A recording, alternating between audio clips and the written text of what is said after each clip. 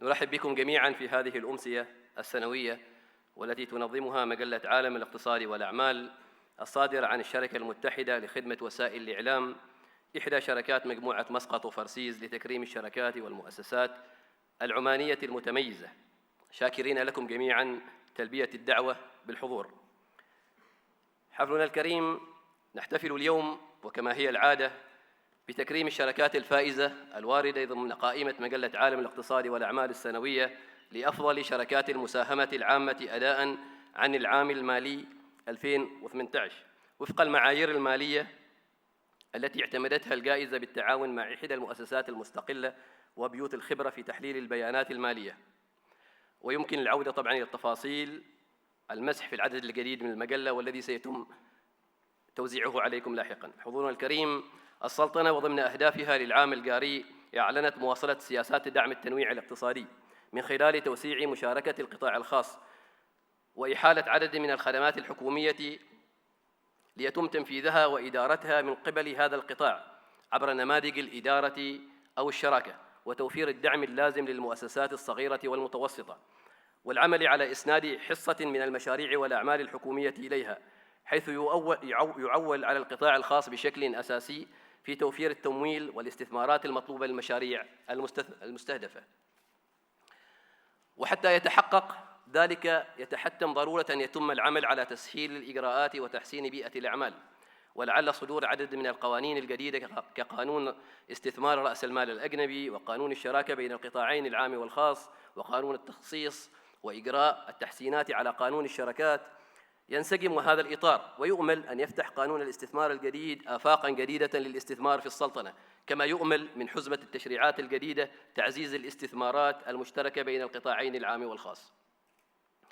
ويدرك الجميع حجم التحديات التي لا تزال تواجه الاقتصاد في ظل تقلبات أسعار النفط والتوقعات بأن تشهد اقتصاديات دول مجلس التعاون الخليجي مخاطر انخفاض النمو نتيجة حالة الغموض وعدم اليقين التي تحيط بمستقبل أسعاره. إلا أن حالة التفاؤل تسود الواقع الاقتصادي في ظل الجهود التي تبذل والتي ساهمت إلى حد كبير في حالة استقرار الاقتصاد الذي أظهر بحسب الإحصائيات المعلنة القدرة على الحفاظ على معدلات نمو موجبة وسط إشادة بتفاعل القطاع الخاص والمجتمع مع ذلك. واليوم يقع على القطاع الخاص مسؤولية كبيرة في تعزيز قدراته للمساهمة في دعم النمو الاقتصادي وتوفير فرص العمل، ونعتقد أن القطاع الخاص لا يزال قادراً على الاطلاع بدور أكبر لقيادة المرحلة والبحث عن الفرص بالتزامن مع الإصلاحات الاقتصادية التي تقودها الحكومة. ضيوفنا الكرام، ندرك في مجلة عالم الاقتصاد والأعمال الدور الملقى على عاتقنا للمساهمة في تحفيز الاقتصاد وتعزيز قدراته التنافسية، ونعتقد أن هذه الجائزة والتي نحتفل اليوم بنسختها التاسعة ساهمت إلى حد كبير في تسليط الضوء على قطاع شركات القطاع الخاص والأهمية التي يشكلها في دعم المنظومة الاقتصادية. سيتم على هامش هذه الأمسية تكريم الشركات الفائزة في المسح السنوي لأفضل شركات المساهمة العامة المدرجة في سوق الأوراق المالية، علاوة على تكريم عدد من الشركات والشخصيات الرائدة في عدد من المجالات نظير مبادراتها والجهود التي تبذلها. وفي الختام نهنئ الشركات والشخصيات الفائزة والمكرمة في هذه الأمسية، ونشكر جميع من ساهم في إنجاح هذه المبادرة والتي بلا شك ستسهم في الارتقاء بأداء قطاع شركات القطاع الخاص لتعزيز دورها في التنمية الاقتصادية المستدامة.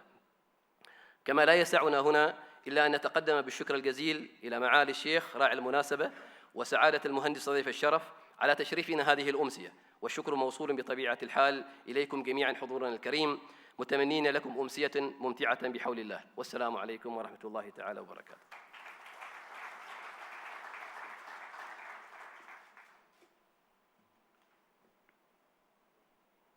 Thank you so much, Mr. Khalfan. Ladies and gentlemen, we are living in a world that is changing constantly, and who knows it better than you, who face challenges on a daily basis in your respective lines of business.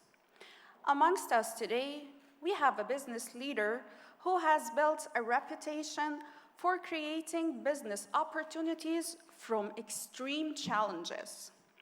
He is the chairman and founder of Renaissance Services, Oman's premier services company, of Topaz Energy and Marine, a top 3 global offshore support vessel provider.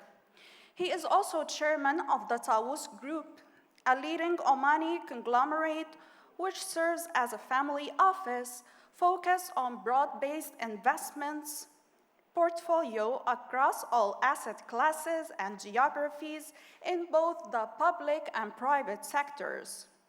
He was recently in news for achieving a very high-value corporate deal of more than $1 billion for a group company. Ladies and gentlemen, please put your hands together to welcome on stage our keynote speaker, Mr. Samir J. Fancy, the chairman and founder of Renaissance Services.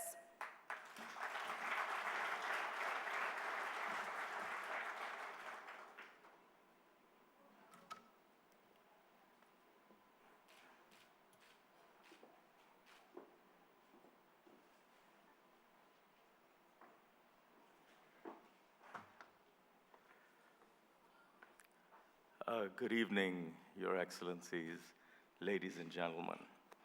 So tonight I've been asked to talk about Renaissance's transaction in the sale of its subsidiary Topaz, which we sold to DP World for $1.3 billion.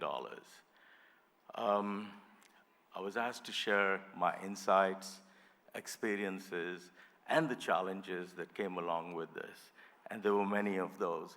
So what I'm going to try and do is create first some understanding for everyone to understand the structure very quickly, and then deliver to you the story as it happened. And if I digress a little bit, remember there's a lot of passion involved. Topaz, we acquired this company in Renaissance in 2005. At that time, it had asset base. There were three particular businesses. One was an afloat ship repair business. Another was an oil and gas fabrication yard. And then there were 12 rust buckets that masqueraded as ships. But we were very proud of them because that was our business. Ultimately, over time, we converted the business, sold everything else, and converted it into an OSV company, offshore support vessels. And by the time we get to 2014, we have probably the 8th largest company in the global space. So it's an Omani company that owns a global leader with the youngest fleet at that time, which became very relevant to the oil and gas majors. Now, the interesting part about what we do and how we delivered it was we intended at that time to take the company public. And we were going to take it public in the London market, and it was going to be a premium listing. And we then went and bought on board Standard Chartered Private Equity to join us, put in money into the company, but not so much for their money at that time, but more because it was the right kind of structure to go to a public market, which was more sophisticated than we had experienced before. So once we made that move, lo and behold, the oil prices fell off a cliff. Saudi Arabia decided to actually use a strategy of a supply-side story and go and capture market share. Around this time, The Economist wrote a brilliant article called Shale versus Sheikhs. And if anyone can read it, it's still relevant today. Because really what it told you was what was happening in both dynamics and what could be the outcome. So immediately at that point, we felt that this is not a normal economic cycle. And while everyone seemed to be in denial, because normally these oil cycles correct themselves in a year, we didn't feel that this would be the outcome this time. So early in 2015, we went and refinanced all our debt. We went to the banks, it's more fees for them, and we pushed out all our maturities to 2022. We ballooned the large payments at the end and made our loan amortization very small for the coming years. The next step that we took later in the year, all this is in 2015, is that we went and decided to go and raise a high-yield bond. Now, everyone thought we were crazy to do this because we were raising the money in London and New York. And I think we raised about $350 million, and we paid 8.6%. But the difference over here was that these bonds were non-securitized, not like when you go to banks, and it stays in the business. You only pay the coupon. So the big difference that it made for us was that our bilateral loans were secured against our ships, which was a big asset block of maybe $1.2 billion, because now we had become worried that with this crisis continuing, asset values will fall, and banks will come against you if you don't meet your LTV. For bankers here, they'll understand all of that. Anyway, then came the third leg of what we decided to do. We went to all our customers, especially our big customers like BP, Shell, and some others, and we offered them discounts in contract, and this is still in the first year of the crisis.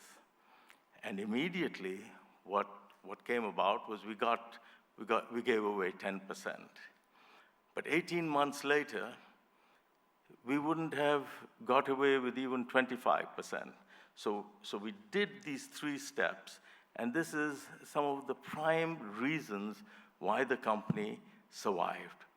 Now, at this time, remember, at the start of the crisis, maybe we were number 8 or number 9 in the world in terms of a fleet.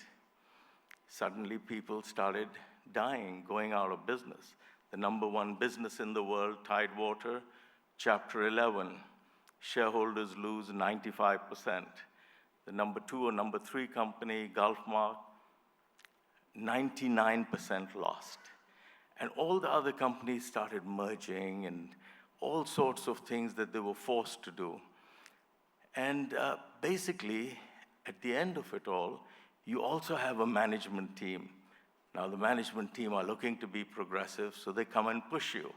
And they push you and say that, hey, Samir, listen, this same ship was 50%, it's 50% of the value we could have got it last year.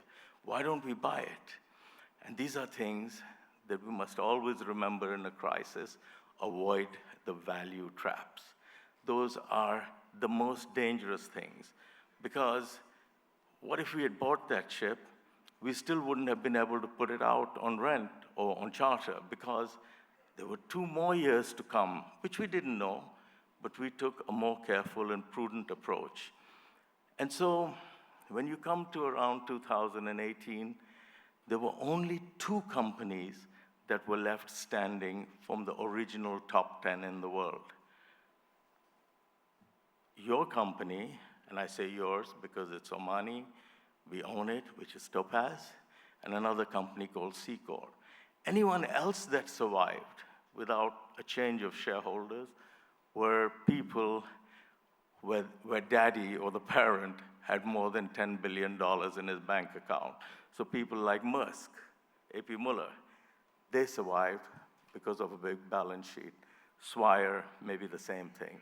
So this is the backdrop with which we arrive in 2018. Now, in the meantime, we kept growing this company. But how did we grow it? We went to the big oil companies. We went to Chevron. We told them that we could support them if they actually paid for the ships we needed to service their contracts. And actually, we convinced them. So suddenly you come into 2018 and you're realizing that you've also taken a big beating along the way. You've had your assets impaired, few $100 million gone, group under pressure, but those contracts then started to flow. So now if you see Topaz in 2019, it's making a lot of money, but it's not making cash because we're using all the money we make to pay back Chevron. So what we thought, and that's just one example of how we grew the company in times when we when we had a paucity of cash. So now, when we're looking at all of this, and we're seeing what do we do, so we said we must have a capital event, so we went back to the London market, mid-2018. But unfortunately, towards the end of 2018, all the markets started coming off. The IPO market closed, and we, again, were stuck. Because these size of companies, really, it's very difficult to raise money in our local market to deal with this. So you need deep, deep markets, London, New York, and not many others, maybe in Scandinavia. In any case, then we were looking at this issue and what to do next. Because remember, if you're a survivor, you should inherit the earth. And you can take that chance. You certainly can take the chance. But what if another crisis came? And that's what we were looking at. So when you look at transactions, and if there's anything I want to share with you, the two questions that come to my mind: how and why? So I've been talking to you about the how so far. Then I want to move a little to the why, because when you look at the why, you're sitting down and thinking that, oof, I could really, really be something huge on a global scale if I hang in there. On the other hand, you're seeing that you're having to hope that there's no crisis coming. And then you see, what are the things that you can control? And so I looked around me. I see Mr. Trump being very aggressive towards Iran in our region. I see Mr. Trump having a big shootout with Mr. Xi in China. I see other actors like Vladimir Putin. I see Saudi Arabia playing their own role. And we asked ourselves, so what can we do about any of this? And the answer was a big fat zero. We can't. We have to hope nothing goes wrong. And ladies and gentlemen, hope is a very poor strategy. So I pause over there now, and I come back to Oman. And I come back to talk about, remember I started with Renaissance. Renaissance is the owner of Topaz. What's happening in Oman? So Renaissance is the integrated facilities manager, organ of the government, the private sector, and something I call life support services, which is going out there and building things for oil companies, defense organizations, and in fact cities, where we house as enablers the workforces, and we execute service to them. So we own the asset, and we service the asset and the people. And then beyond that, we service the entire community by providing contract services. So we control the majority of the hospital services, a lot of the defense forces, education, you name it, police, you just can keep going on. There isn't anyone with a worthwhile contract that Renaissance hasn't worked with. So that's one thing we do. The other thing we do is you go to Al-Moj, you see them as Al-Moj people, but they're Renaissance, because that's integrated facilities management. You go to Kazan, you see BP people, that's Renaissance. Then Renaissance did something else that was very big, and this is going to hook back into Topaz and the decision on the why. Renaissance went and backed Duqm when His Majesty announced the plans for Duqm, the smart city on the eastern seaboard, and the vision to have a logistics hub, oil and gas infrastructure. We backed Duqm as an enabler. We spent $200 million. to build a facility to house a massive workforce. We were helped by some amazing institutions. One of them is sitting here today, Bank Muscat, who actually provided us all the know-how and the ability to get into the market, by NBO, by a number of other banks.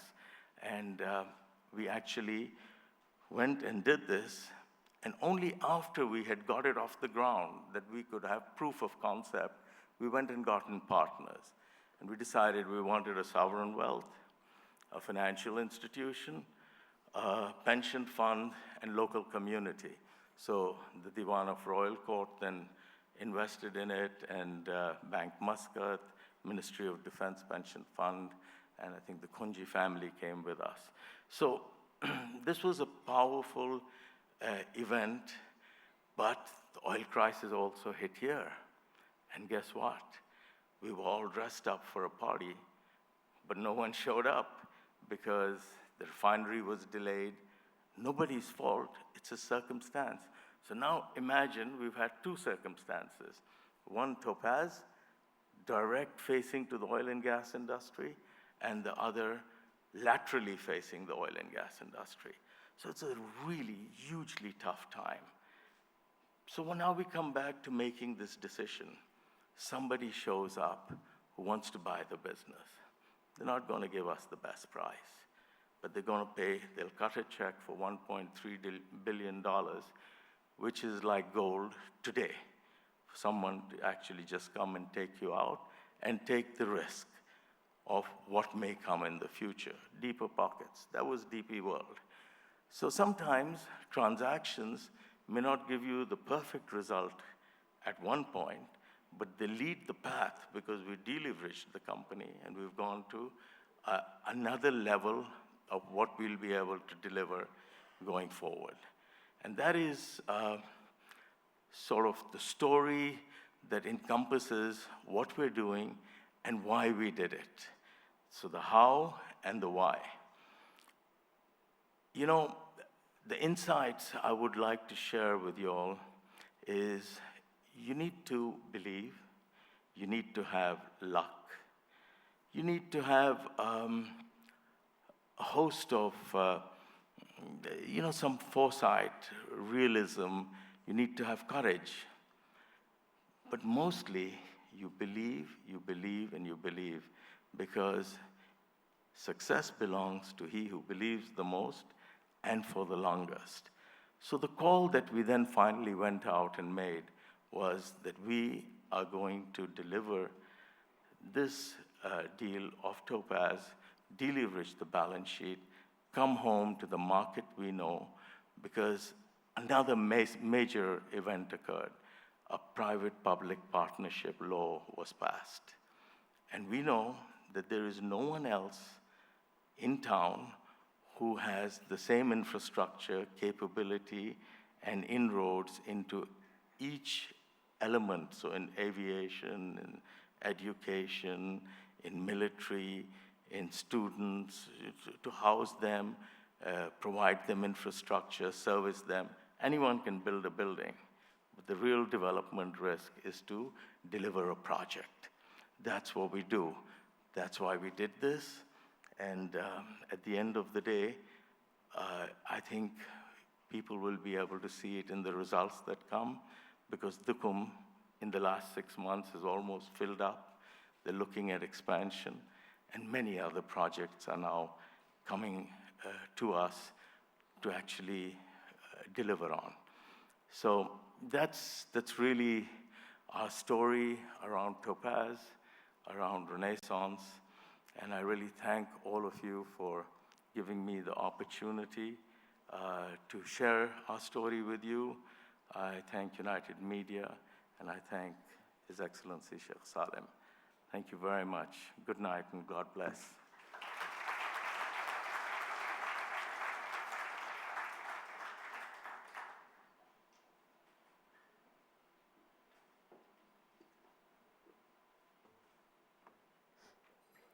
Thank you so much, Mr. Samir Fancy, for such an inspiring talk. Ladies and gentlemen, a successful business person is always in pursuit of new investment opportunities to increase his or her wealth. And most likely, high-growth investment opportunities come from emerging markets or industry segments that are growing at a faster pace.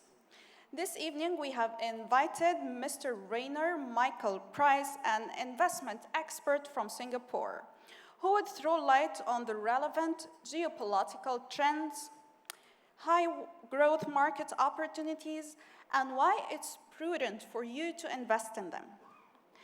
He currently serves as portfolio strategist at Torres Family Office, based in Singapore with an asset portfolio of 2.1 billion US dollars.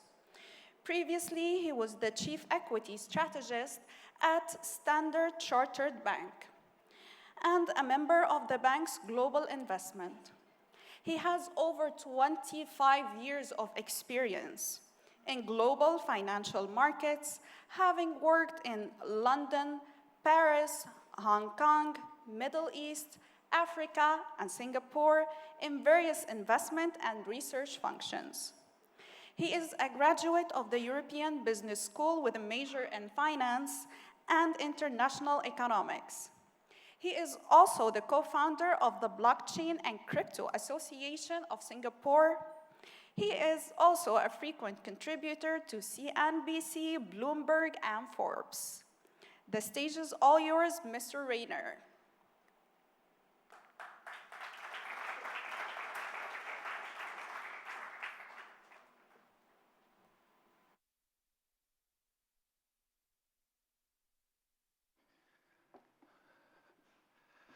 Shukran jazilan. Assalamu alaikum. Your Excellencies, ladies and gentlemen, thank you very much for the opportunity to share a couple of thoughts with you. I thought I structured the discussion and the talk about two things: macroeconomics and investment opportunities in the world as we see it currently. Look, I mean, this is to some extent the most important relationship in the world now when it comes to portfolios, money, and things. And it's also, again, a new world order, because as you know, historically, the United States president never talked about monetary policy, and there was always clear distinction between duties. And here, as you can see, the question is, can US rates go to zero? And why is that important for everyone, whether we sit in Oman, in Tokyo, in China, or in the United States? Because the bigger question in the world for all investors is, are we becoming more like Japan? Europe is already in negative interest rates. Japan is in negative interest rates. Can the United States go into negative interest rates? That really is the trillion-dollar question for every investor, because that has a knock-on effect on private equity, on, of course, fixed income markets, but more importantly also on US equities. And look, on the back of the United States dollar, it says, in God we trust. However, in the global financial market, it's increasingly in gold and silver we trust. And as you can see here, this is a Bloomberg chart. Gold is now, among the major currencies, the best performing currency against the United States dollar. Why is that important? Because over the last 7 years, gold was in a bear market against the US dollar, even though gold was rising rapidly against currencies like the Turkish lira, the Venezuelan bolivar, and many other emerging market currencies. But as you know, gold was very weak against the United States dollar. So year to date, as you can see here, Bloomberg's screen as of a few days ago, gold is actually, and all the best performing currencies in the world are basically precious metals. Why is that? Because does it mean that we're going into the race to the bottom in terms of global interest rates, right? That really is the trillion-dollar question. And this chart maybe says it best. This, to me, is the most important chart in the world. This is the S&P 500 since 1927. It says, make the stock market great again. Why is this chart important for all investors in the world? Because, as you can see here, the stock market was basically flat until the 1970s. And then these were the Clinton years, when Bill Clinton was in the White House. Then you have the 2000 tech bubble collapse. Many of us still remember that, when you had a major correction. Don't forget, here, interest rates were 6.5% in US dollars. After 3 years, they were at 1%. And then the 1% interest rate in 2003 coincided with that huge liquidity injection into the world. And that's also what, if you might recall, that brought a subprime crisis.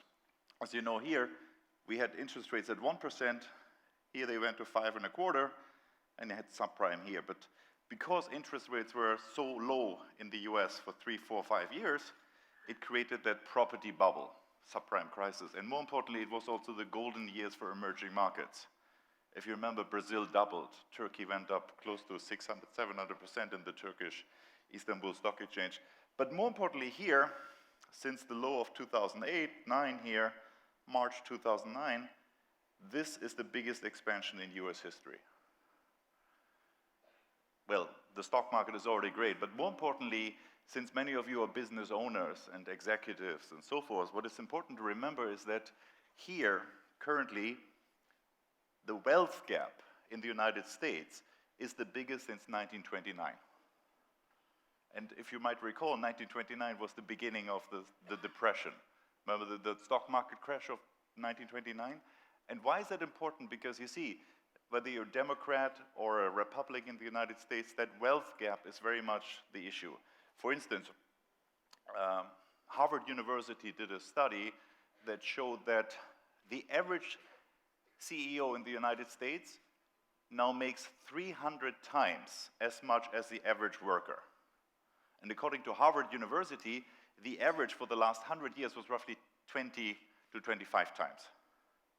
So this is exactly the wealth gap, but also to some extent got Mr. Trump elected. And many people call it sort of now getting tough on China, right?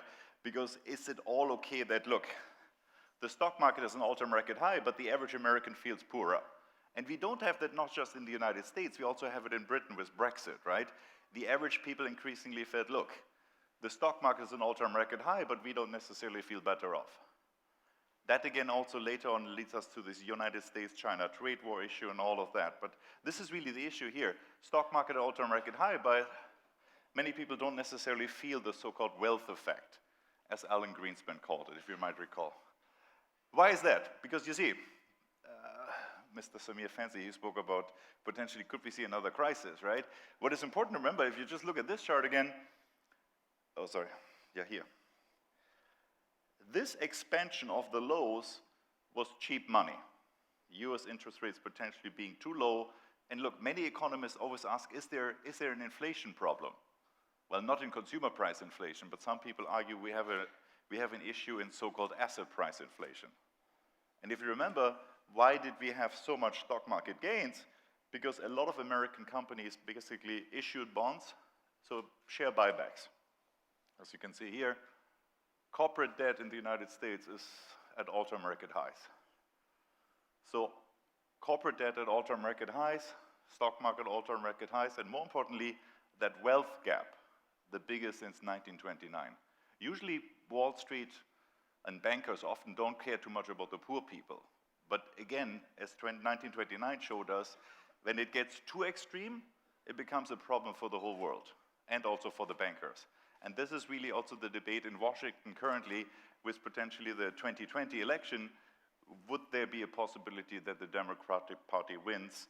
And could we see things like modern monetary theory that basically not just takes from the people, but give money back to the people? And that, of course, has major investment implications for everything. And look, this gentleman just basically retired. Why is that important as well? Because Mario Draghi a few years ago said, we will do whatever it takes to prop up the system, right? But now since we have Brexit, it was, I think, Margaret Thatcher who always said, monetary union without political union is a very flawed concept. Remember, the British always said no, and now the British are leaving as well. But why is this important? Because European banks, and I think we have many representatives of money banks here, right? European banks are really struggling with negative interest rates. And more importantly, it completely distorts what as an economist we would call that capital allocation process. That has been broken. And hence the question for everybody, are we becoming like the Japanese? And don't forget, Japan had 20 years of, basically lost decades, if you will, right? And later the rise of China. And look, Germany is the fourth largest economy in the world, and currently it looks like Germany is going into recession.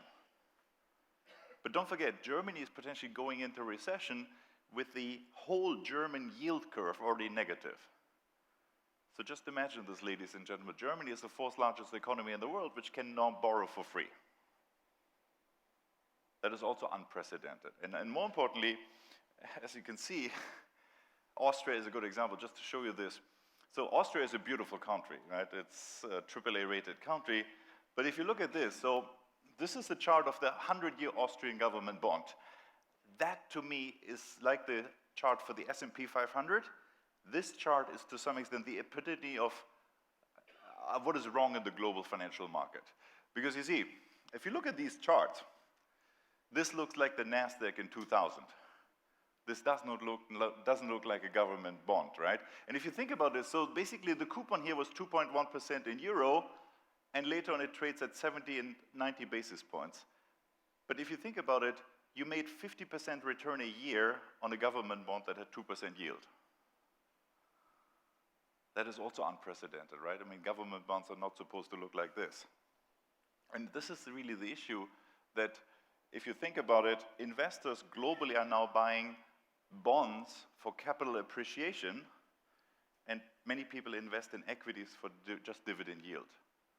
So again, that is also upside down. And just to show you how this looks like on a Bloomberg screen, here, so maturity was basically 2.1% coupon, and maturity 2,117. The other more important question is, what does it say about recession risk? Because usually, and this is really the dichotomy in the global financial markets. The stock market is an all-time record high, but global bond markets seem to imply that we potentially could see a recession, that the world is on the verge of a recession, because otherwise, why are people, or the markets rather, why do they bid up long-term government bonds? And this is really the dichotomy, that the bond market is telling us a very different story to the global equity market, which predominantly was led by the US. But here again, Brexit, I think, look, I went to school in the United Kingdom, and I always remember our British friends always had sort of their reservations among the European project for philosophical and emotional reasons, right? But more importantly, I think the real issue now is what is known as legal risk. Because the world has become so complicated, so interlinked, when Britain suddenly is now forced to leave, or will leave, potentially after Boris Johnson basically tried to push the issue to the confrontation, I think legal risk is what we all have to worry about. I worked in a large bank in 2008. Before the crisis, nobody worried about legal risk. What document was signed where, and who signed it by whom, and that will come again most probably, especially if Brexit could be the catalyst for this. And of course, the other thing is the trade wars, right?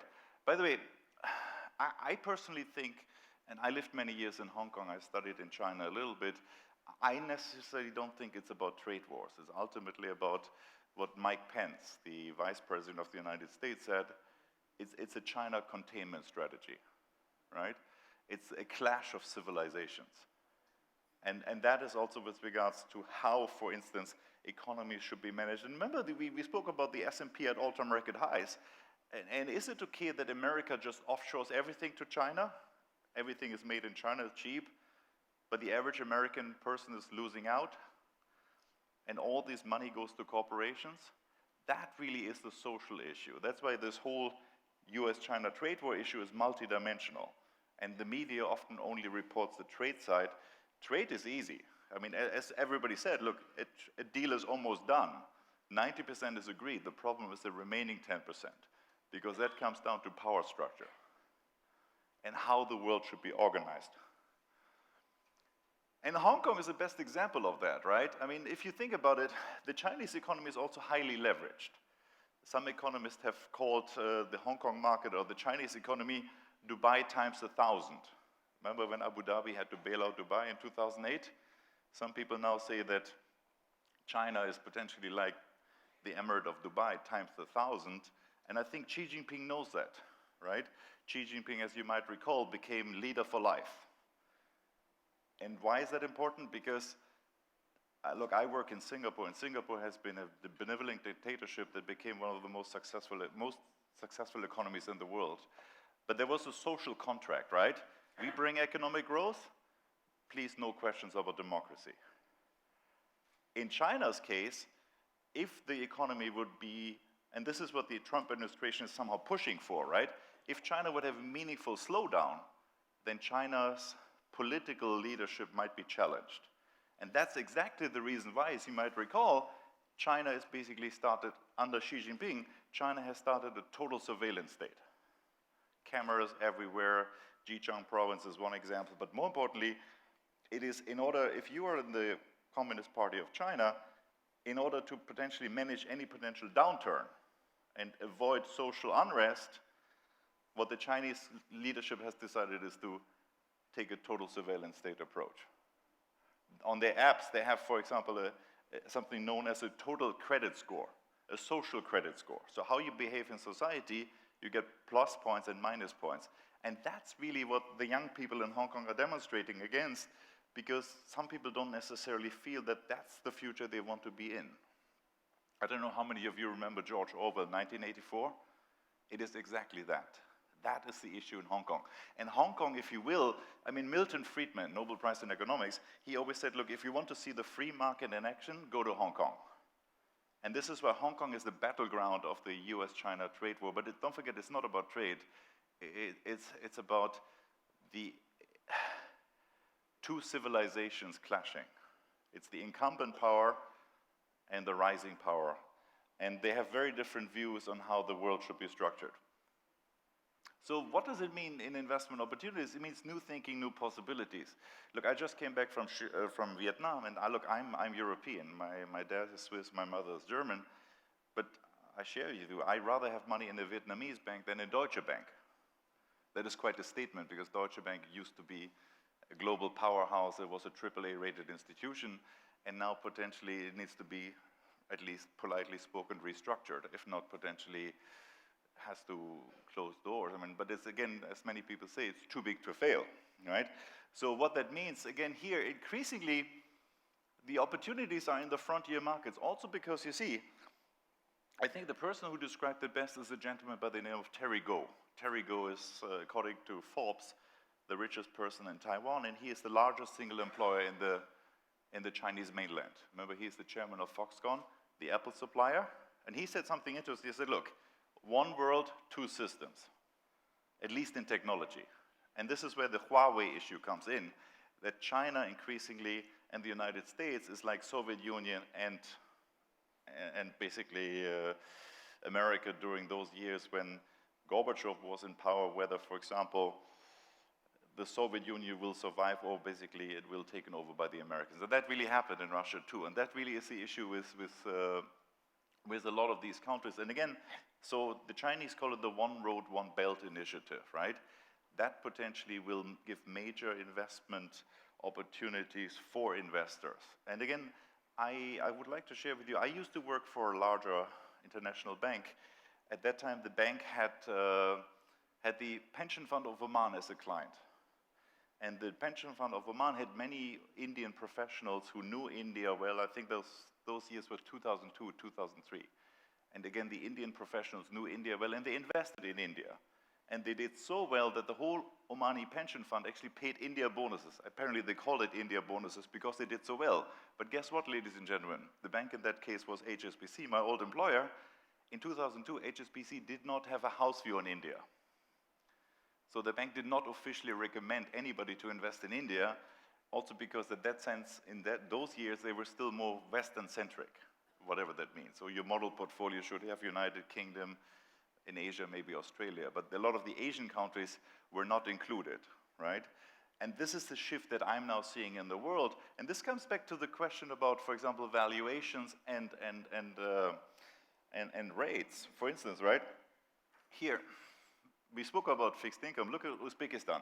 So according to Bloomberg data, 26% of all bonds in the world are now at negative interest rates.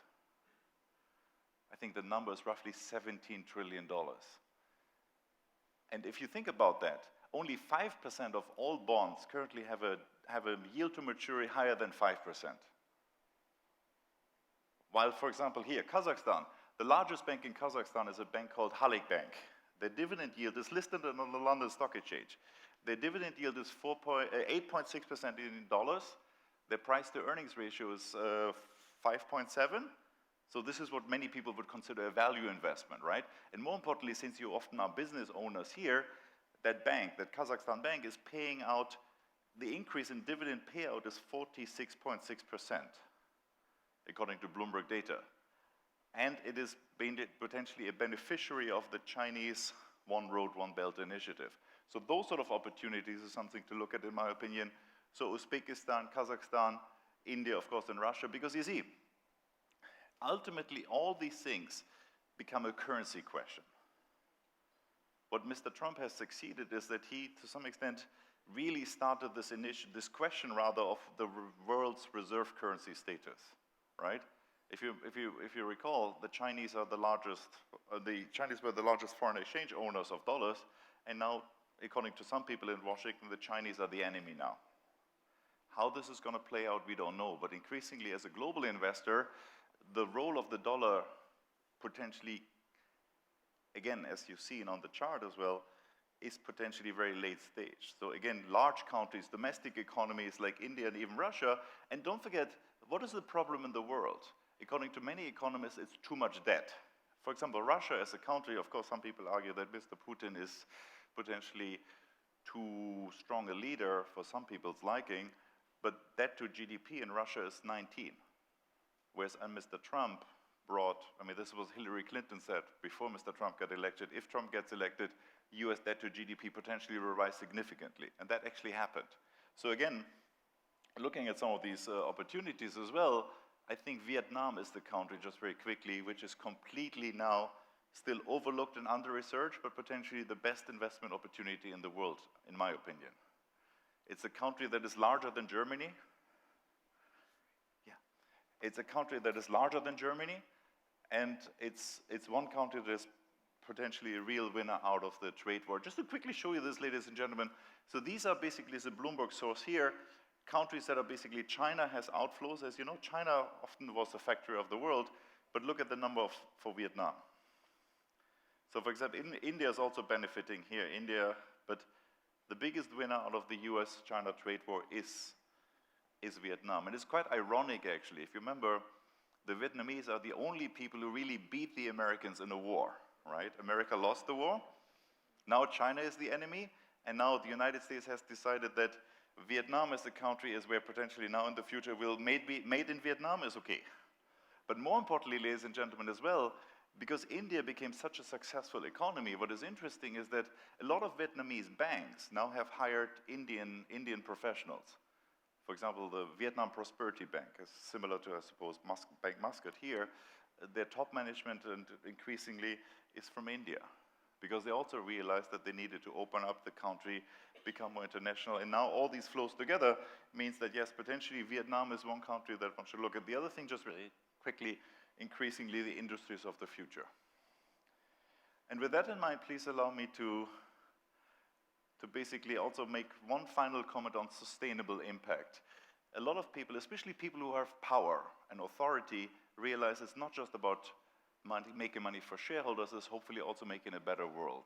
So ESG, environmental, social governance, and impact investing increasingly is a major investment theme that many people increasingly will look at. And also, more importantly, more global capital will have a mandate to make sure that if you invest in a company, it also has to prove that the companies are ESG compliant, that they treat their workers well, and all these things, because that ultimately, hopefully, leads to a better outcome. And please allow me to conclude, and thank you all, with an advert that I saw from Vietnam Airlines. By the way, Vietnam Airlines, just to share with you, just received landing rights in the United States for the first time since the war, since the Vietnam War.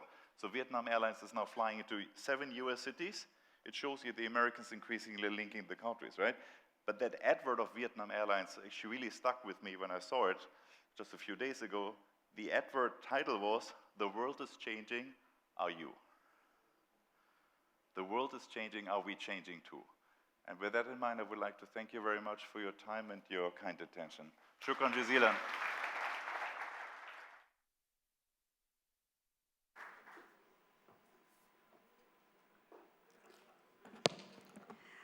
Thank you so much, Mr. Rayner, for the insightful presentation. After the two rich knowledge sessions, it's now time for the celebrations. We are now going to give the Best Performing Companies Awards in 3 main categories as shown on screen. We have used 7 financial parameters for the judging process as shown on screen. We take this opportunity to thank our knowledge partner, Gulf Badr Capital Markets, popularly known as GBCM, for doing the exhaustive research and identifying the best performing companies. Before we proceed with the awards presentation, we would like to thank National Life and General Insurance, our insurance partner, Oman Data Park, the technology partner, United Securities and Voltamp, the support partners, BusinessLiveMe.com, Times of Oman, and Al-Shabiba, our media partners, RMP, our print partner for the event. Today's event is managed by UMS Live, the specialist events and conferences arm of the United Media Services. I now request our guest of honor, His Excellency Engineer Ahmed bin Hassan al-Dhib, to come on stage and present the awards to the winners. We also request Mr. Atolya Sharma, CEO of United Media Services, and Mr. Saeed Masoud al-Mashani, General Manager, Corporate Affairs and Business Development of United Media Services, to accompany him on stage, please.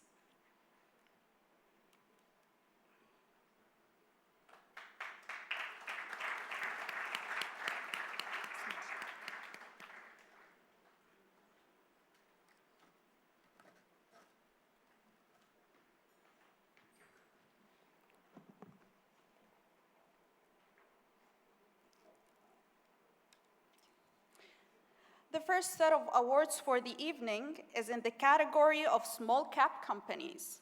The companies with a market capital between 10 million and 25 million Omani riyals were considered for these awards.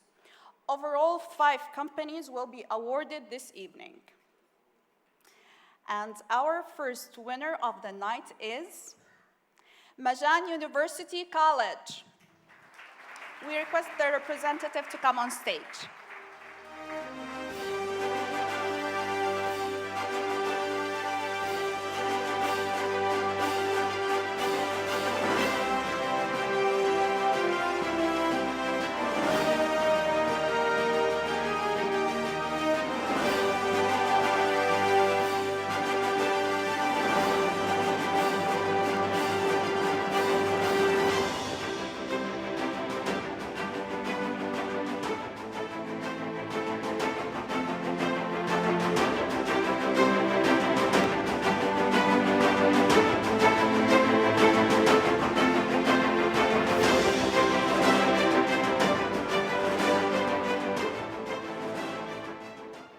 Congratulations.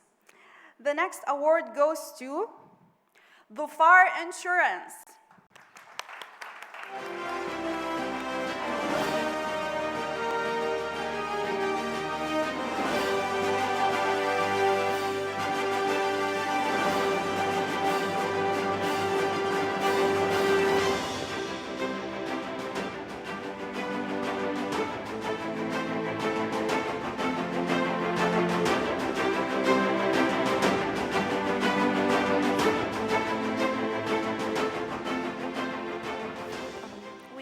Request the photographers to move away, please. All right, thank you. Our next winner is Oman Chlorine.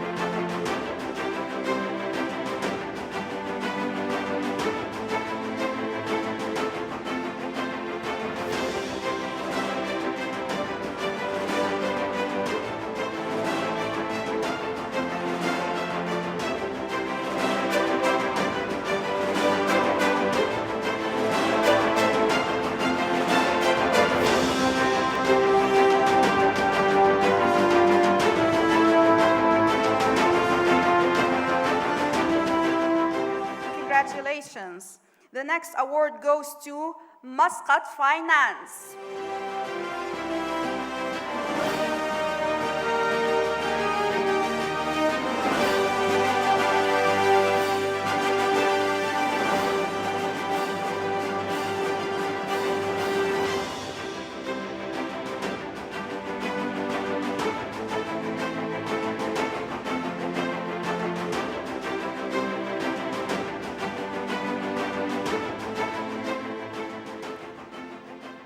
Congratulations.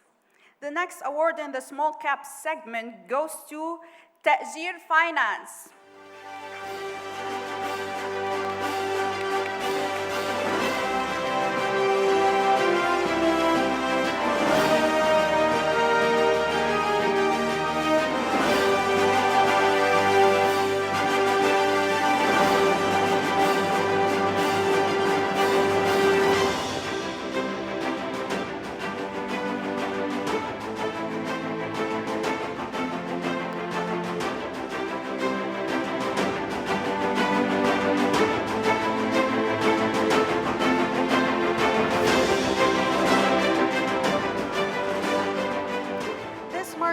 Of the awards in the small cap segment. Congratulations to all the winners.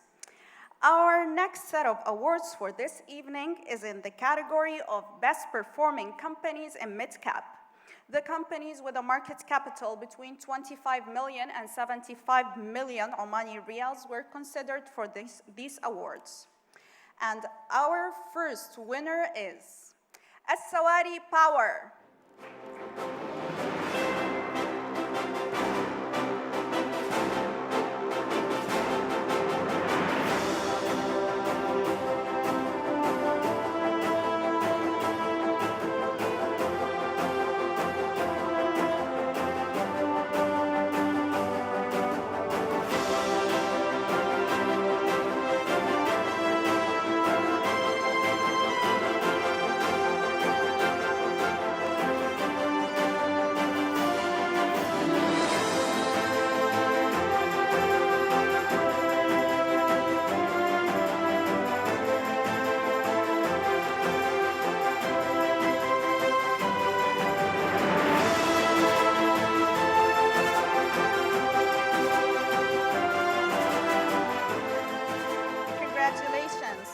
May we have the representative of our next winner, Al-Batina Power, on stage, please.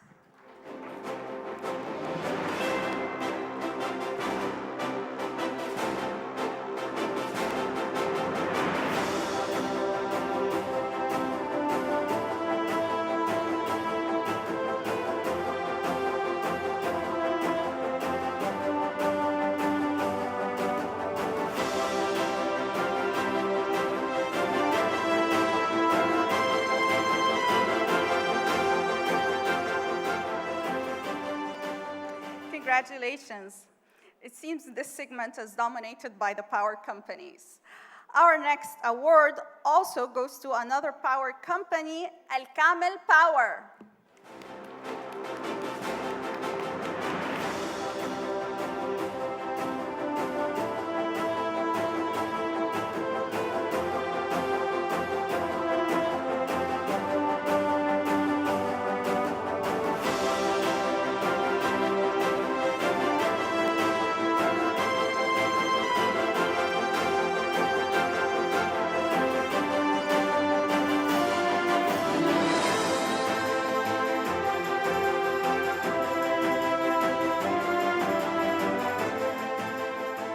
Congratulations. The winner of our next award in the mid-cap category is Al-Ahliya Insurance.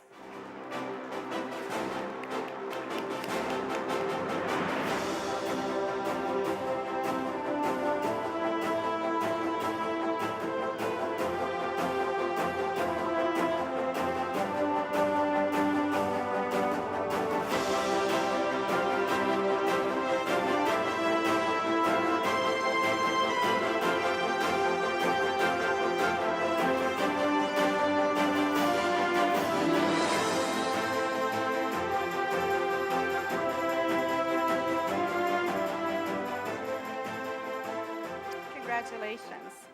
The next winner in the mid-cap segment is National Finance.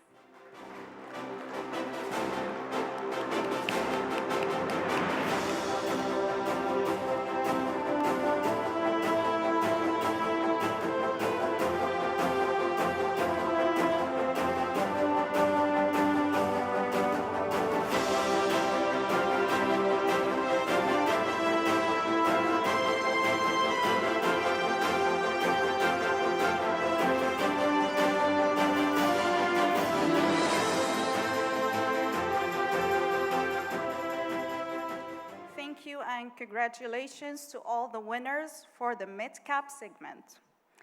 It's now time for al-Iktisaad wal-A'mal Awards for Best Performing Companies in the large cap segment. The companies with a market capital of above 75 million Omani riyals were considered for these awards. And the first winner in this category is Sohar International.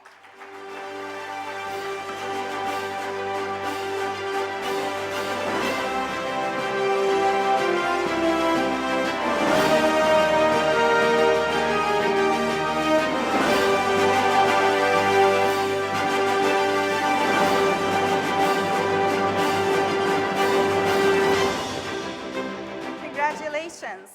The next award goes to Ahli Bank.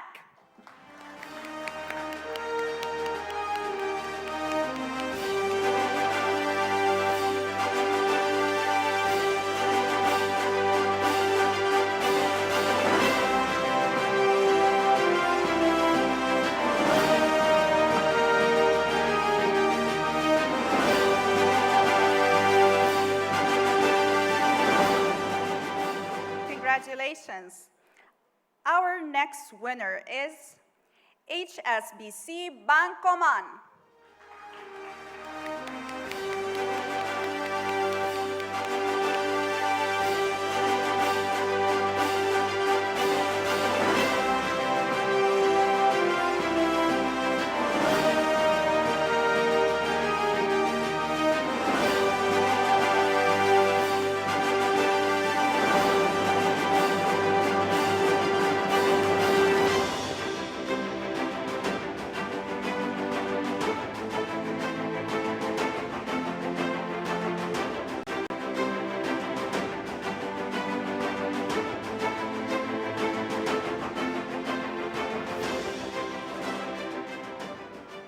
Congratulations.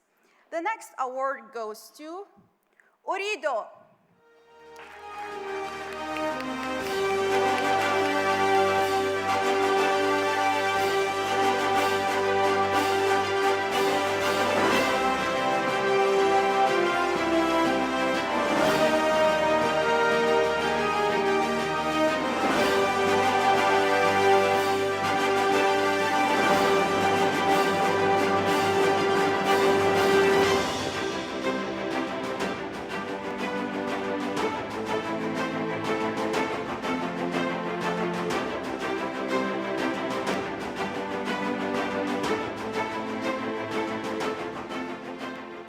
Congratulations. The next winning company is National Life and General Insurance.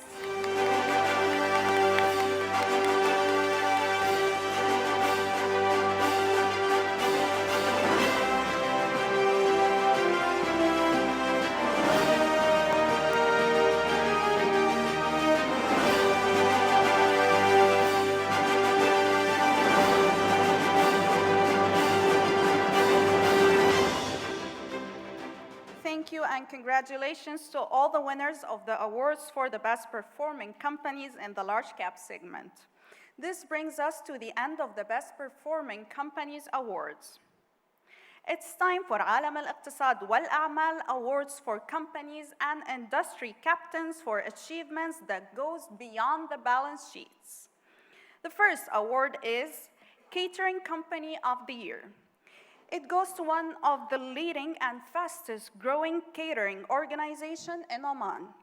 Having established itself as a prominent player in the contract catering and support services business, it serves over 110,000 meals a day at various locations across Oman. The winner of Catering Company of the Year award is Al-Naba Supplies and Catering Services.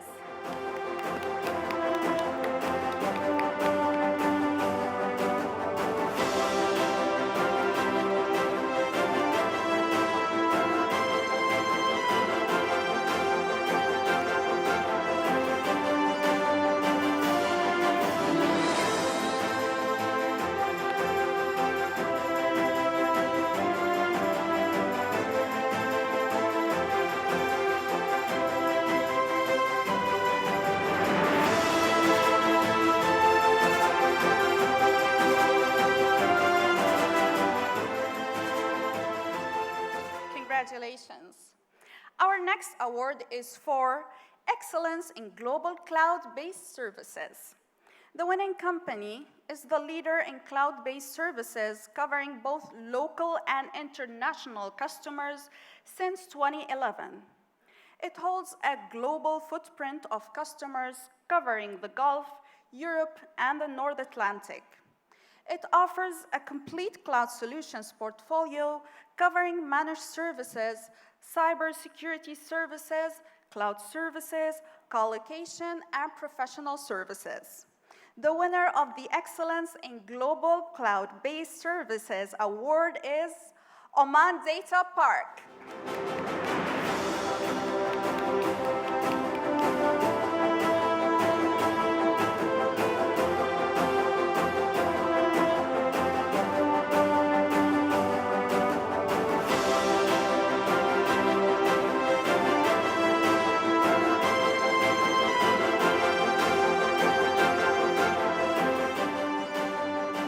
Congratulations.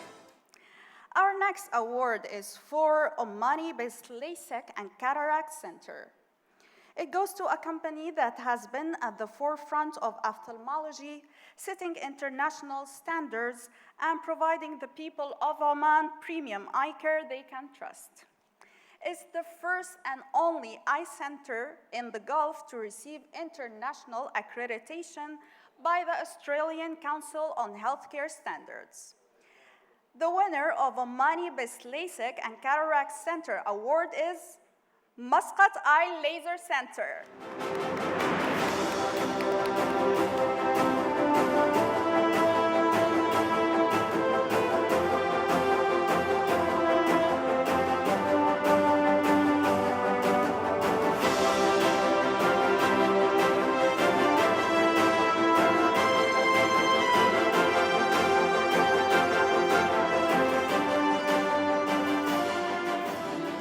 Thank you. Our next award is for Financial Advisory Services Company of the Year. The winning company has been rated as the best research house and best client services for brokerage by Muscat Securities Market. Its asset management has consistent track record in terms of returns. It has the most diversified client base across markets. The winner of the Financial Advisory Services Company of the Year award is United Securities.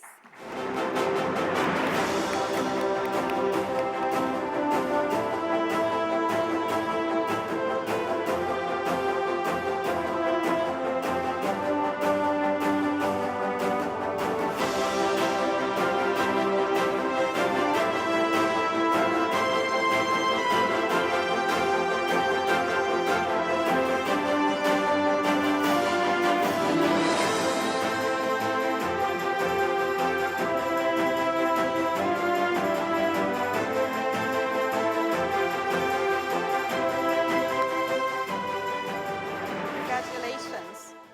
Our next award is for Excellence in Engineering Consultancy. The award goes to an excellent great consultancy company providing high-end engineering solutions, with offices in the USA, in India, East Africa, also for over 30 years. Some of its recent projects include Royal Opera House, House of Musical Arts, border security, including design of over 400 kilometers roads, and master planning of Suwaiq, Khasab, and Shinas ports. The winner of the Excellence in Engineering Consultancy Award is Design Group Engineering Consultants.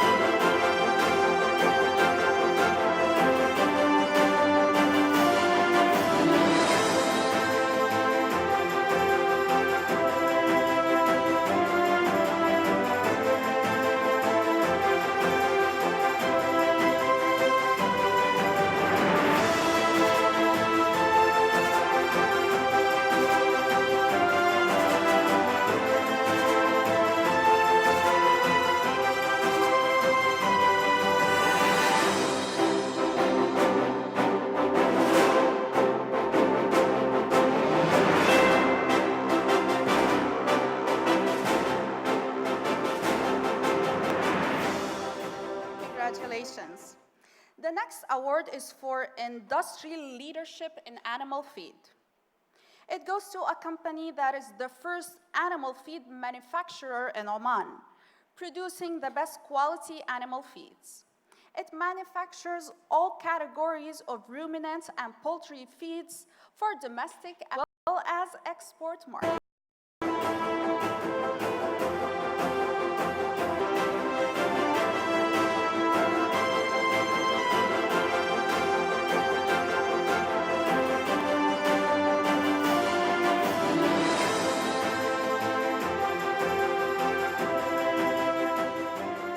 Congratulations.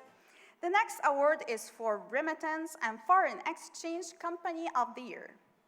The winning company is part of Finabler, a global platform for payments and foreign exchange solutions. It offers a broad spectrum of financial solutions. Let's have a look at this short video together.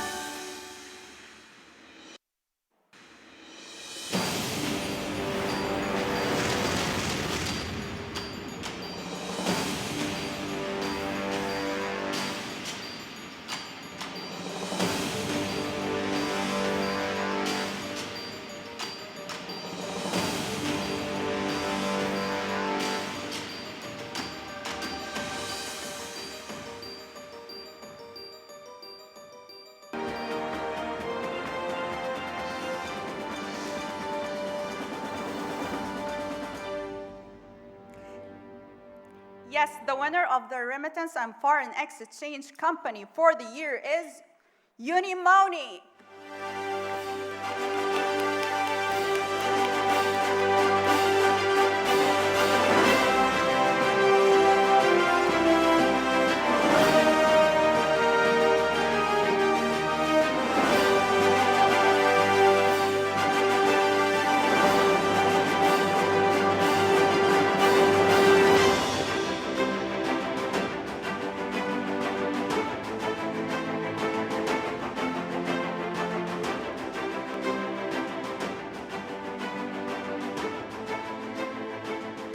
Congratulations. It's now time to present an award to a well-deserving corporate leader. The award is for the Business Transformation Leader of the Year. The winner is an acclaimed senior law expert and has been on the boards of various private sector companies and industry bodies with a distinguished track record. He is the chairman of a leading insurance company, and to his credit, he has turned around the insurance company by taking a number of effective measures, including improving the corporate governance standards, implementation of workflow-based business solutions to improve efficiency, improving customer centricity through focus on customer segmentation and usage of automation, and successfully engineered a financial turnaround through capital restructuring in a challenging economic environment. Before we call him on stage, let's watch together this short video.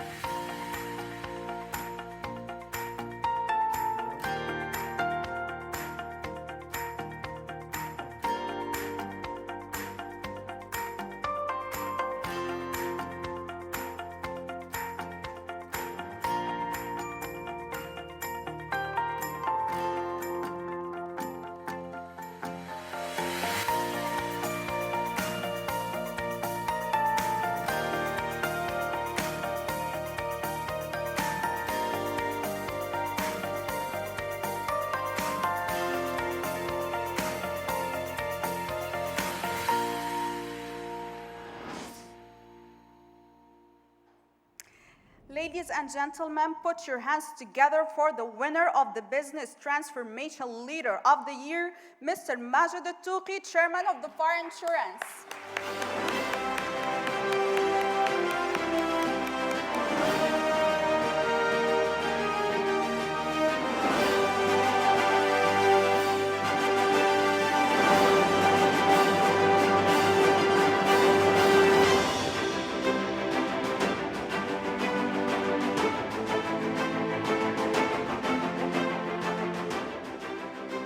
Congratulations to all the winners of the awards tonight so far.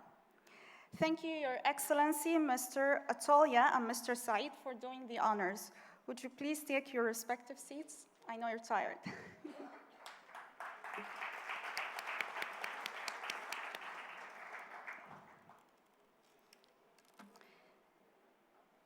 Ladies and gentlemen, we will resume the presentation of our next set of awards after a short entertainment break.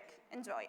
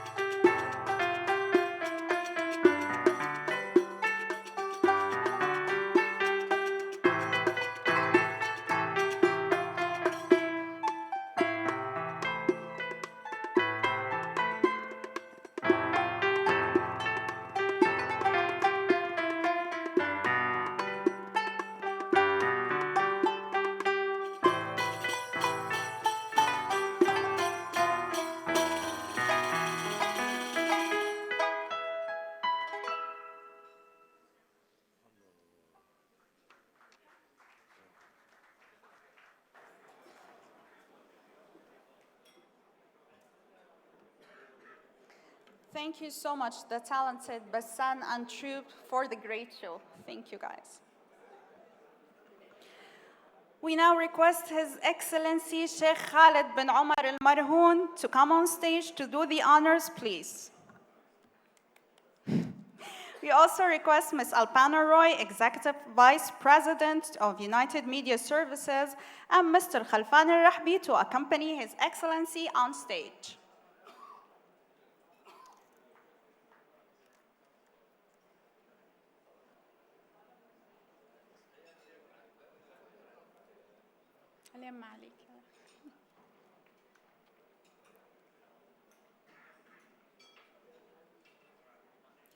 Moving on, it's now time to present the next set of awards to the deserving companies and corporate leaders.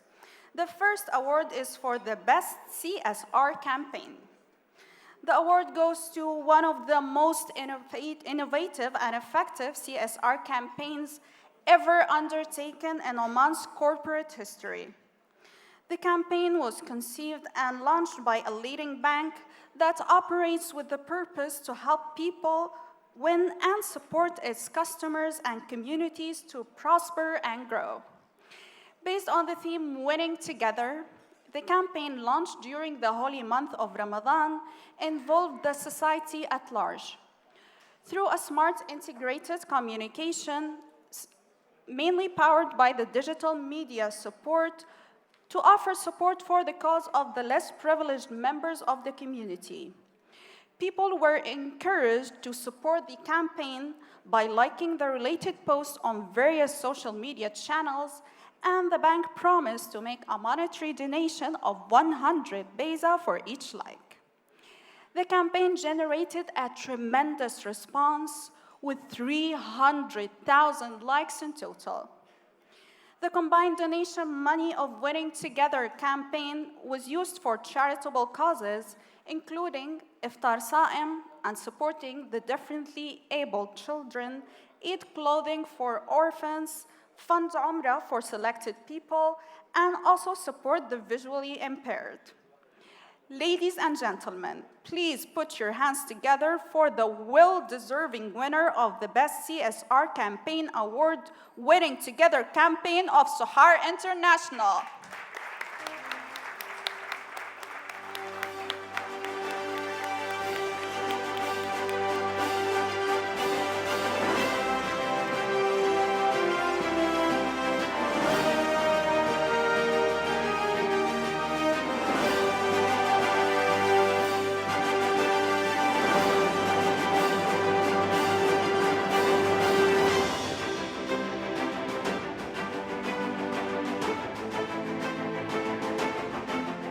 Congratulations.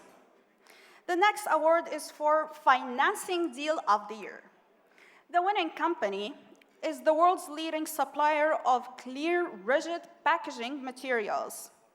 It recently secured $625 million of banking facilities in one of the biggest private sector financing deals in Oman of the last decade. The company currently contributes approximately 6.5% to Oman's non-oil exports and is committed to creating long-term value for the country that extends beyond diversification and positioning the Sultanate at the forefront of the manufacturing industry. Our winner is Octal.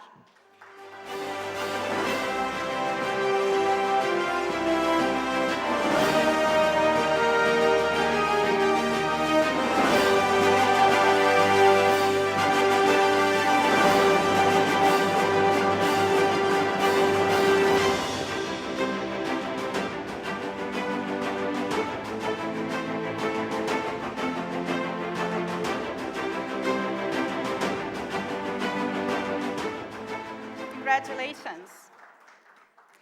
Our next award category is Industry Leadership in Customer Experience. The winning Islamic bank has many firsts to its credit in ensuring that customers can bank at their convenience, ensuring anytime and anywhere they will be provided with service. It's the most followed Islamic bank in Oman on social media. Earlier this year, the winning Islamic bank launched the Bridge user interface system across their branch network, which improves the entire customer experience of opening a new account and reduces the opening time from 20 minutes to just 7 minutes. The winner of the industry leadership in customer experience is Al-Izz Islamic Bank.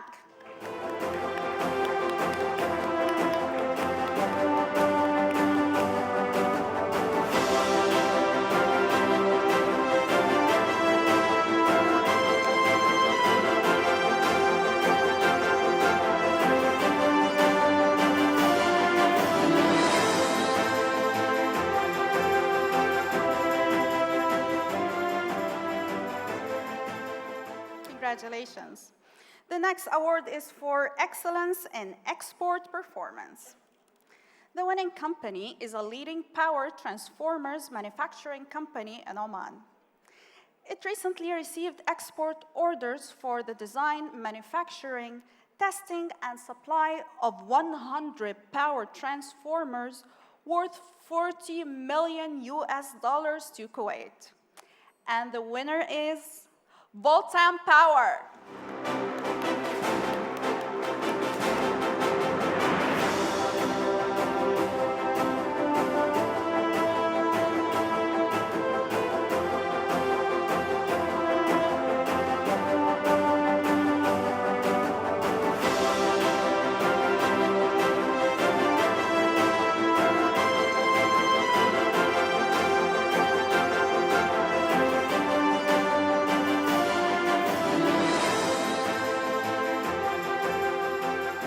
Congratulations. The next award is for excellence in business transformation. The winning company has transformed the business from legacy to startup mindset, carved out 5 business streams, and set up a value creation program. The company has developed and implemented 160 initiatives targeting to create an additional value of 80 million Omani riyals by 2023. The Excellence in Business Transformation Award goes to Oman Aviation Services.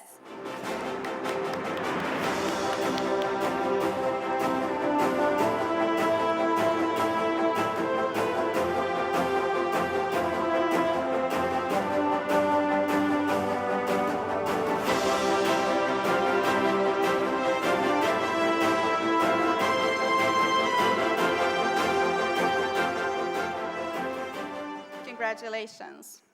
Our next award is for Corporate Deal of the Year. The award is for the deal of $1 billion plus sale of Topaz Energy and Marine to DP World by Renaissance Services. This has been one of the most prominent high-value sale deal in the corporate history of Oman. It showcases the strength of Omani private sector company in acquiring an asset in the international market, transforming it completely and exponentially growing it into an asset that is highly valued in the global market. Renaissance Services Topaz deal will be considered as a showcase deal for many years to come in the private sector in Oman. It gives me great pleasure to invite once again on stage Mr. Samir J. Fancy, the chairman and founder of Renaissance Services, to receive the award.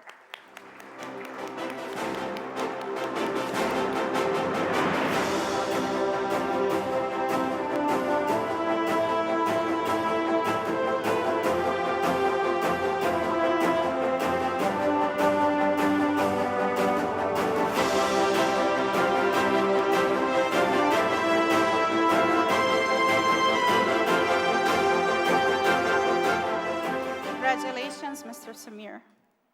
The next award is for the most valuable company. When it comes to guessing the most valuable company from the listed companies on Muscat Securities Market, I'm sure you all could do it easily. This bank, with over 1.2 billion Omani riyals market capital, was the most valuable listed company on MSM in 2018.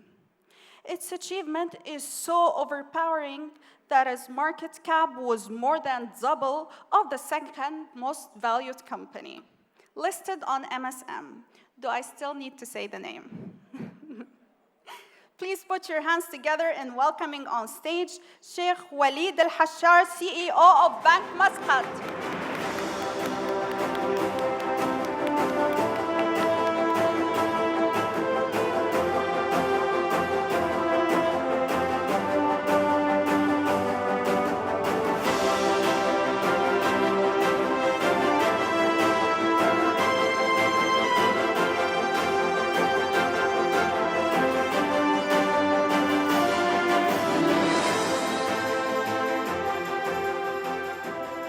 Congratulations, Sheikh Walid.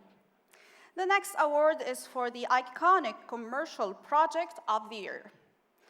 The iconic commercial building is a redefining the commercial office space in the Sultanate. It marries luxury aesthetic with corporate functionality. With architecture inspired by both past and future Oman, this building has set a new benchmark for commercial design, incorporating state-of-the-art features to epitomize the notions of corporate luxury and refinement. The award goes to Amanvest Business Center by Oman Real Estate Investment Services, a group company of Amanvest.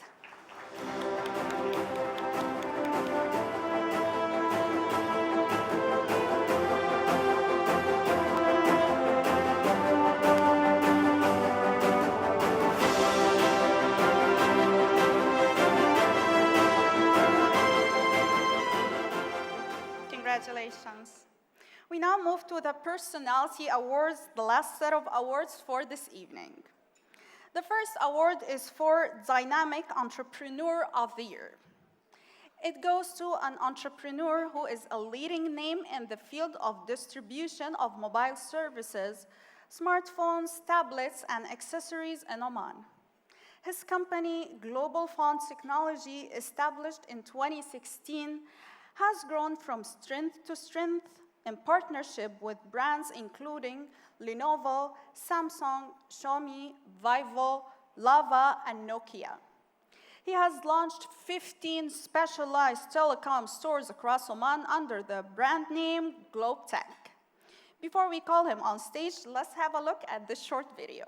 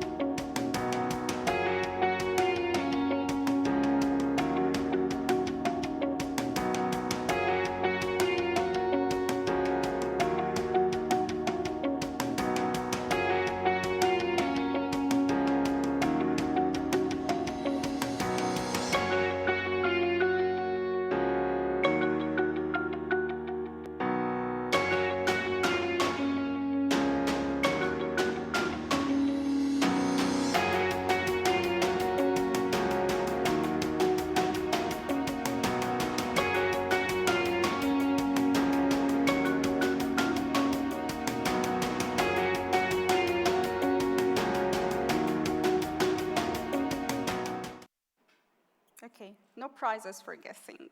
I invite on stage Mr. Pradeep Tripathi, Managing Director of Global Font Technology.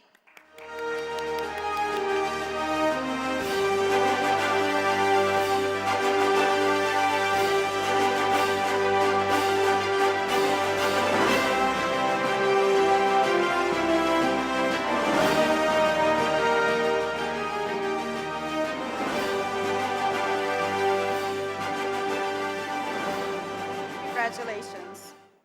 The next award is for Business Leader of the Year.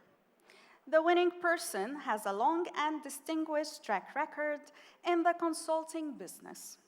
He is the founding and managing partner of Crowe McGazali Chartered Accountants Muscat, a top 10 audit firm in Oman. Some time back, Crowd Global, the top 10 global accounting network, had bestowed the Pinnacle Award on him for his outstanding contribution to the accounting profession and to the network globally. Please welcome Mr. Davis Kolokaram, Managing Partner of Crown Mac Ghazali, on stage.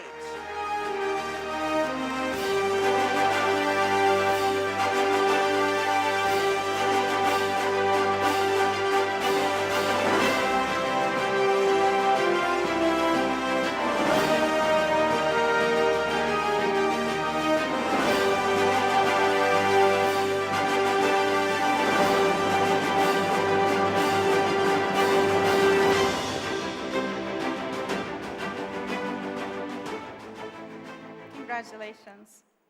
The next award is for Aviation CEO of the Year.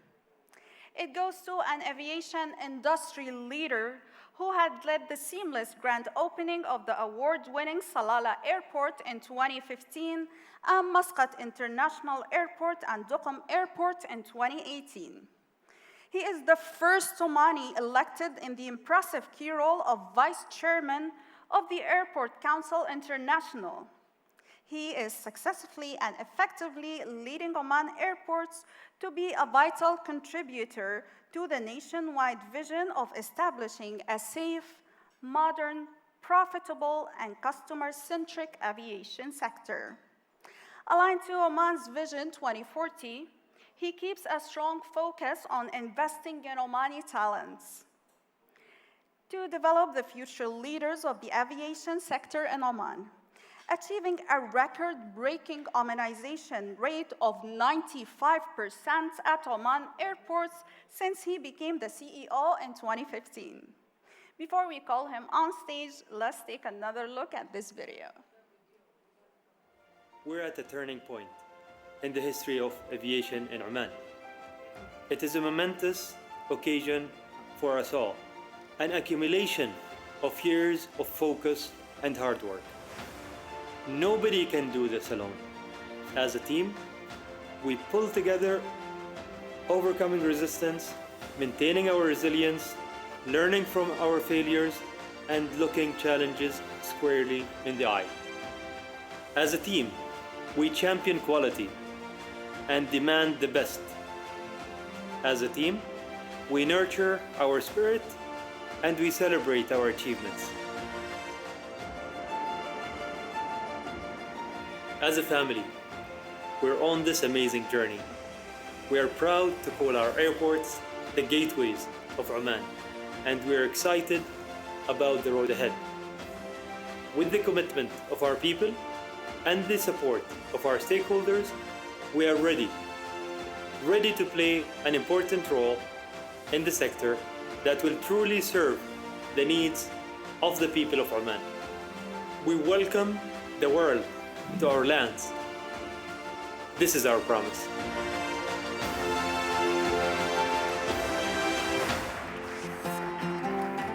Ladies and gentlemen, please welcome with me on stage Sheikh Ayman bin Ahmed Al Hosni, the CEO of Oman Airports.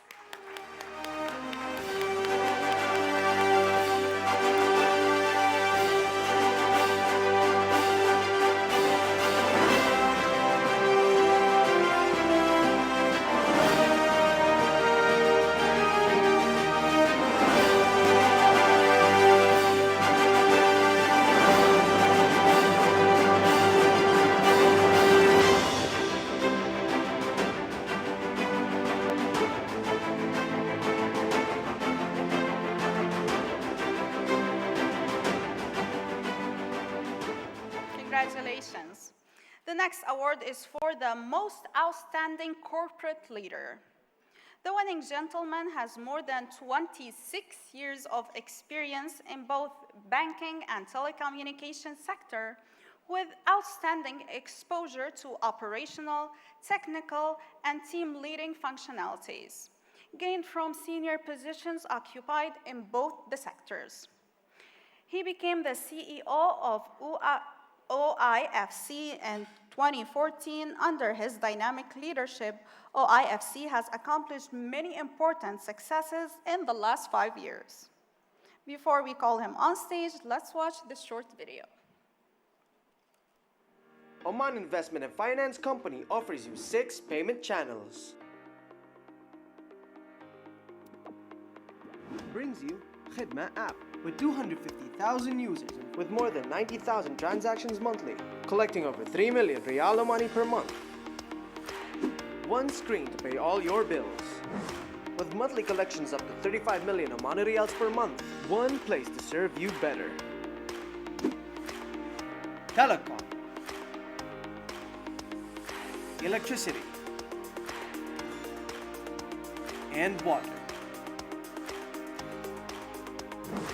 All this was made possible with the discipline of getting things done. نركز على تحسين تجربة العملاء من خلال تقديم جميع الخدمات بأفضل وأسرع وأمن الطرق. طموحنا أن نصبح مكان واحد لتقديم جميع الخدمات للقطاعين الخاص والعام. With the help of the Board of Directors, following these guiding principles.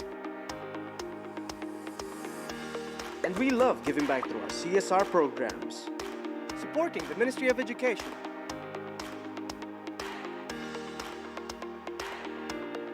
supporting the Ministry of Social Development,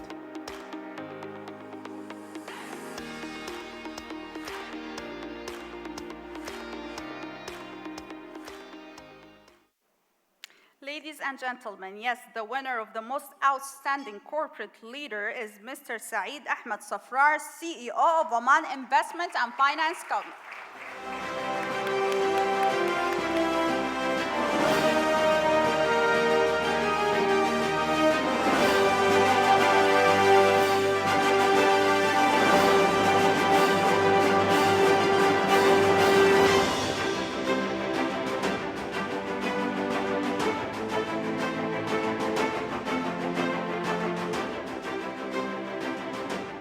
Congratulations. Our next award is for CEO of the Year. It goes to an insurance industry leader who is a qualified chartered and cost accountant with more than 30 years of experience in the Middle East region, having held various senior level positions. He is an inspirational and visionary leader who brought a turnaround in the company's fortunes and scripted one of the finest success stories in the industry and made National Life and General Insurance a leader in the insurance sector in the region and a dominant health insurance leader in Oman. Ladies and gentlemen, please welcome Mr. S. Venkatachalam, the CEO of National Life and General Insurance, on stage.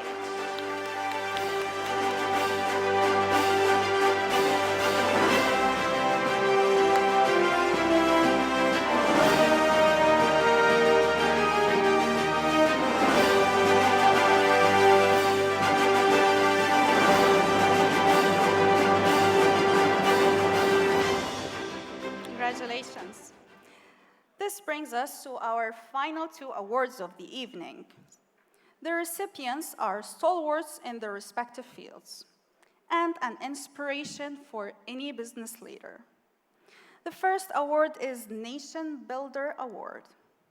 The recipient is the founder of a leading business group with more than 27 companies and subsidiaries across sectors, including real estate development, hospitality, logistics, real estate management, oil and gas, travel and tourism, investment, commercial agencies, furniture, and education. Let's have a look at this short video.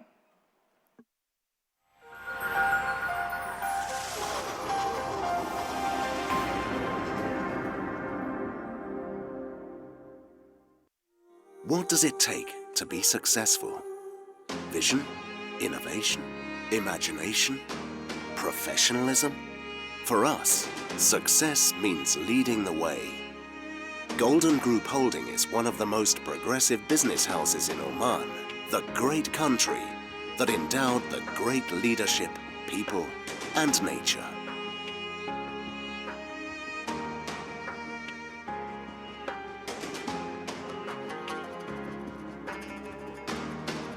Golden Group Holding has wide diversified interests in hospitality, construction, facility management, real estate, travel and tourism, logistics services, projects management, oil and gas. We are proud of our subsidiaries and affiliates and their management teams. Arish Hospitality Co. The establishment of Arish Hospitality Company has contributed to the steady growth of assets and investments of Golden Group Holding in the hospitality sector.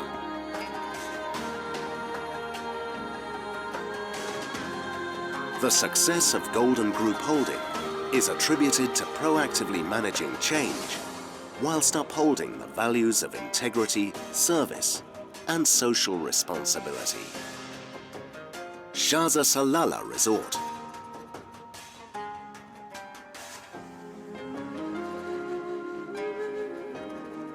Shaza Mesk Al Mouj.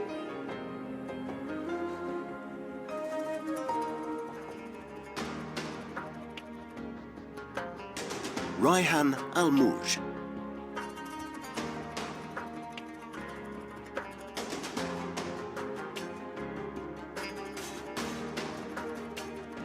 Movenpick Al Mawela.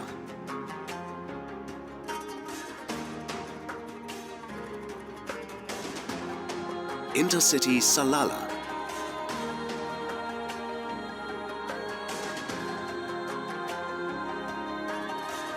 Centro Soha.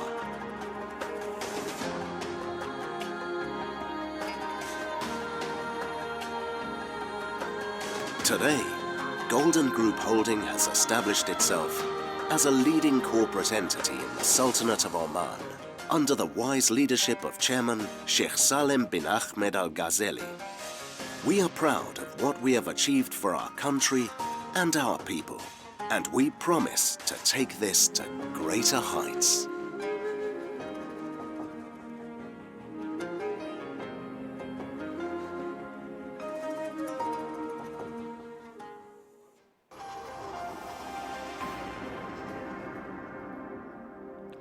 Ladies and gentlemen, it's our honor to present the Nation Builder Award to Sheikh Salem bin Ahmed Al Ghazali, Chairman of the Golden Group Holding.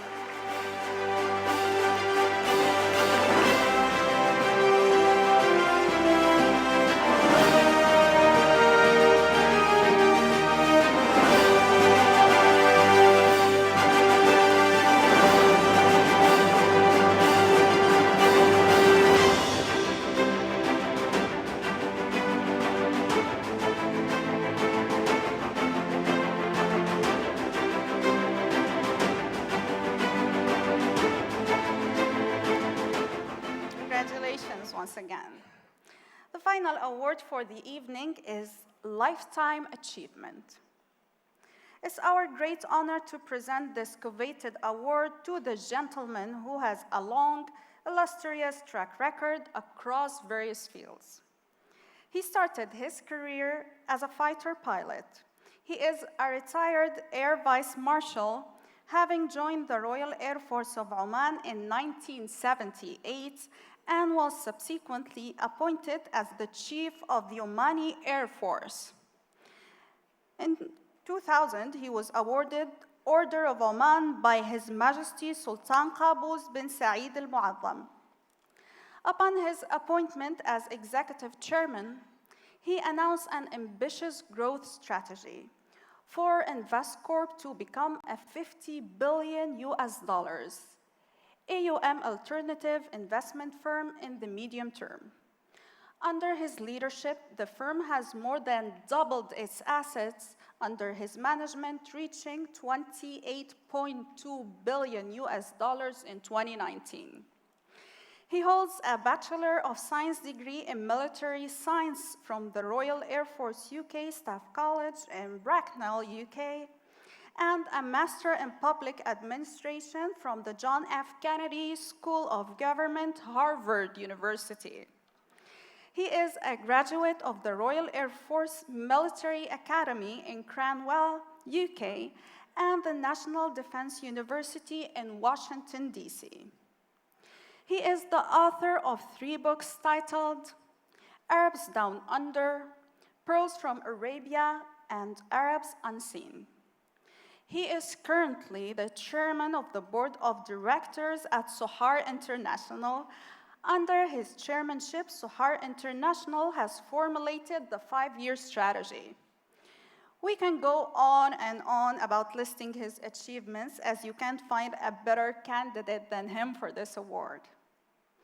Ladies and gentlemen, it's our great honor to announce the recipient of the Lifetime Achievement Award, no one other than Mr. Muhammad Mahfoud Al-Ardi, the chairman of Sohar International.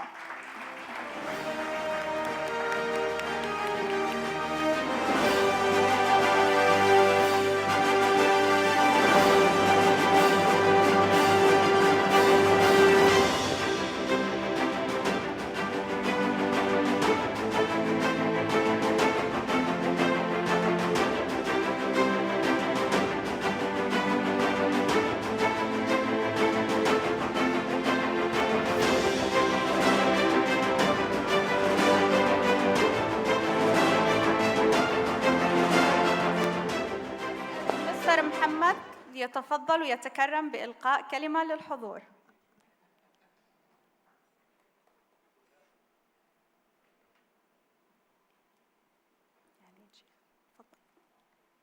تخليهم واقفين ولا الشيخ خالد أحسن تجلسوا ما يستوي يتكلم وأنتم واقفين. أحسن ترتاح من فضلك. خلاص بس عادي ما مشكلة. بسم الله الرحمن الرحيم.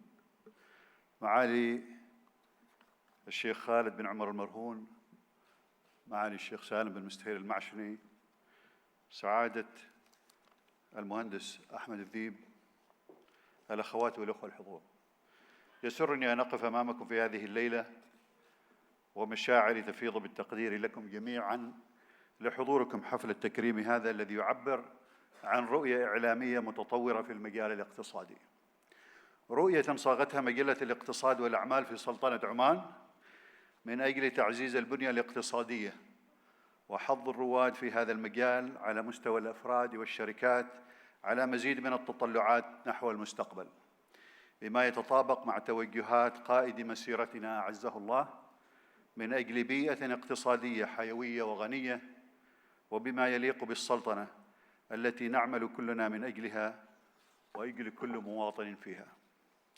الأخوات والأخوة الحضور، في هذه الليلة وإذا توجه بالشكر الجزيل إلى مجلة الاقتصاد والأعمال على منح جائزة الإنجاز هذه، فإنني أشعر بمسؤولية كبيرة جداً من خلال موقعي في رئاسة مجلس إدارة صحار الدولي، أو من خلال عملنا جميعاً كشركاء في التنمية الاقتصادية في كل المواقع. فالجائزة تعبر عما هو أكثر من تكريم شخصي لي أو تكريم غيري من الشركات، فهي مسؤولية إخلاقية ومهنية تفرض علينا أن نواصل النجاحات وأن نلتقي هنا العام المقبل وقد احتفلنا حقاً بإنجازات جديدة على المستوى الاقتصادي، حين يكون الاقتصاد ليس تعبيراً عن مجرد أرقام مالية، بل تعبيراً عن نهضة شعب وتطويعاً لكل الموارد من أجل المستقبل. إنني محظوظ وممتن لكل من ساعدني في هذه الرحلة من أفراد عائلتي ومن الأصدقاء وزملاء العمل، وهذه الجائزة لهم جميعاً ولكل العمل الجاد والشاق الذي استثمر لخير بلدنا ومجتمعنا والناس أجمع. الأخوات والأخوة الحضور، لقد أثبتت الأيام قدرة الشعب العماني على أن يكون مميزاً حقاً بفعله ومنجزه قبل الشعارات والعناوين، وليس أدل على ذلك من هذه النهضة التي تشهدها بلادنا وهذا الحضور من المسؤولين الحكوميين ورواد الأعمال ووسائل الإعلام يشهد على أن الشعب العماني كان وسيبقى قادراً على رسم قصة نجاحه الخاصة به، وهي قصة لا تنفصل أيضاً عن عالم الاقتصاد داخل السلطنة، وفي هذا العالم الذي تتأثر فيه الاقتصاديات بكل ما يجري فيه. وإذا كانت هناك كلمات لا بد من قولها في هذا اليوم، فهي أنني على ثقة أننا في السلطنة سوف نشهد كل عام نجاحات جديدة على كل الأصعدة، فهذه هي الروح التي غرسها فينا قائدنا المفدى وسخرت من أجلها كل الموارد، ومن أجل الإنسان أولاً وأخيراً. الأخوات والأخوة الحضور، أجدد شكري لكم على حضوركم الكريم، ويسرني أيضاً أن أتوجه بالتهنئة إلى كل من نالوا التكريم هذه الليلة من شركات مختلفة، وأعبر أيضاً عن بالغ التقدير لمجلة الاقتصاد والأعمال على مبادرتها هذه التي تعبر عن رؤية إعلامية شريكة في صناعة النهضة الاقتصادية. وأحث كل واحد فينا على مزيد من الابتكار والإبداع من أجل أن نعمل سوياً كفريق واحد في القطاعين العام والخاص، ومع كل الشركاء والمستثمرين ورجال الأعمال من أجل استشراف المستقبل بما يعنيه ذلك من موائمة المعايير مع التغيرات المتسارعة في هذا العالم، ومن أجل رفاه الإنسان وحياته الكريمة التي يستحقها. السلام عليكم ورحمة الله وبركاته.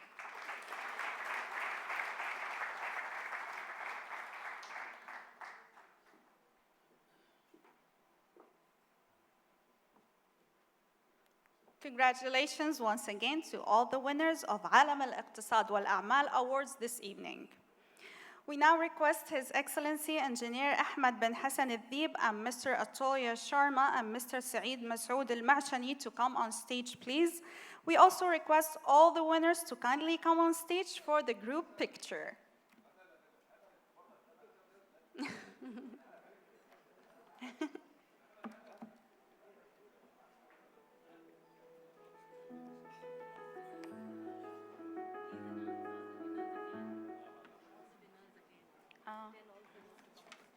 Yeah. Do you want me to say their names? Please, all the winners come on stage for the group photo.